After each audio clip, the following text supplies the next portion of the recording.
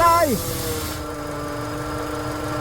Doon sa alternator. Ito ka mo sa alternator. Ito, dito ka. Yan. Yan, nilog mo. Oh! Oh, sa kabila, sa taas. Ano mas maingay? Sige!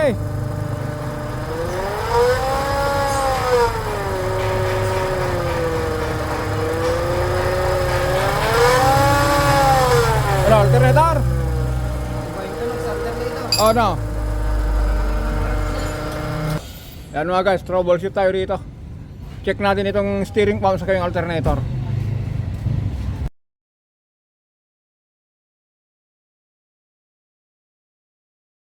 Guys, in-overhaul natin to. Ito yung mga o-ring na pinagpalitan natin.